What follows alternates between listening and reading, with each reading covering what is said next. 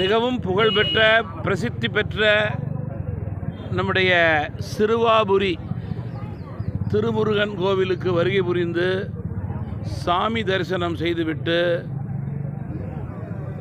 வெற்றிவேல் வீரவேல் என்று முருகன் பெயரிலே கணபதிக்கு வாக்கு கேட்பது என்பது விசேஷமான ஒன்று, மக்கள் விரும்புகின்ற ஒன்று.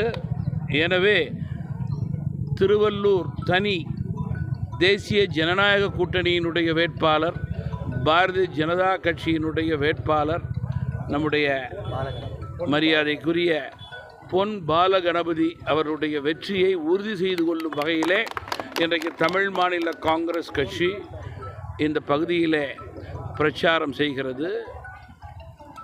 மத்திய அரசு, குறிப்பாக ஆளுமை மிகுந்த பிரதமர் நரேந்திர மோடி அவர்களது தலைமையிலான 10 ஆண்டுகளுடைய தொடர் சாதனையே எங்களுடைய வெற்றிக்கு அடித்தளமாக அமையும் என்பதை இங்கே குறிப்பிட விரும்புகிறேன். நம்முடைய வேட்பாளர் அவர்கள் கணபதி அவர்களை பொறுத்தவரையில் இந்த மண்ணின் மைந்தர், இரவு பகலாக மக்களுக்கு பாடுபடக்கூடியவர், மக்களுக்கு கிடைக்கக்கூடிய திட்டங்களை பாராளுமன்றத்திலும் அதேபோல் இங்கே தமிழக அரசிடமும் வாதாடி போராடி பெற்று தரக்கூடிய வல்லமை பெற்ற வேட்பாளராக திரு கணபதி அவர்கள் போட்டியிடுகிறார்கள். கணபதி அவர்களுடைய இந்த தொகுதியினுடைய வளர்ச்சி நிச்சயமாக அவர் பெயரிலே இங்கே இருக்கும். அவருடைய வெற்றி தொகுதி மக்களுடைய வெற்றி என்பதை இங்கே நான் குறிப்பிட விரும்புகிறேன்.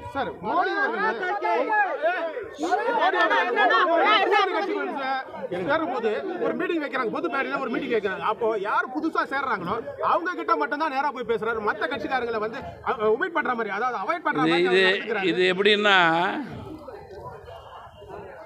நாங்கள்லாம் ஸ்டேஜிலே நிற்கிறோம், எங்களுக்கு தெரியாதது 1/4 கிலோமீட்டரில் இருக்கிற ப்ரெஸ்ஸுக்கு தெரியுதா? தெரியல.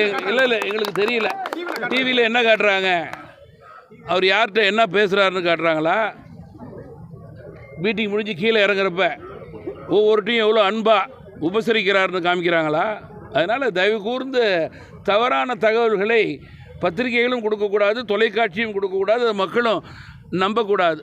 பிரதமர் மோடி அவர்களை பொறுத்தவரையிலே தமிழ்நாடு, நம்முடைய கலாச்சாரம், பண்பாடு, தமிழ் மொழி இவைகளை மிகவும் நேசிப்பவர். நம்முடைய செங்கோலை வரலாற்று பிரபலத்தை ஏற்படுத்தியவர். அதனால் தோக்குறது உதவிங்கிறதுனால பிரதமரை பற்றி அவதூறு பேசுகிறதுங்கிறது யாரும் ஏற்றுக்கொள்ள முடியாத ஒன்று.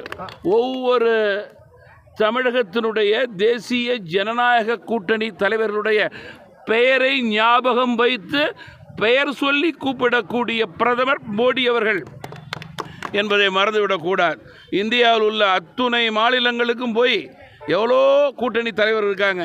தமிழகத்தில் வந்து பெயரை சொல்லி ஒவ்வொருவரையும் கூப்பிடுவது என்பது தமிழகத்தின் மீது அவர்கள் காண்பிக்கின்ற நம்பிக்கையும் அன்பும், அதற்குத்தான் அது எடுத்துக்காட்டு என்பதை நான் குறிப்பிட விரும்புகிறேன்.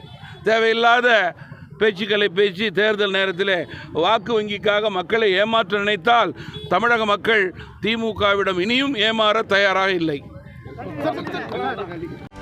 செய்திகளை உடனுக்குடனும் துல்லியமாகவும் தெரிந்து கொள்ள சப்ஸ்கிரைப் பண்ணுங்க.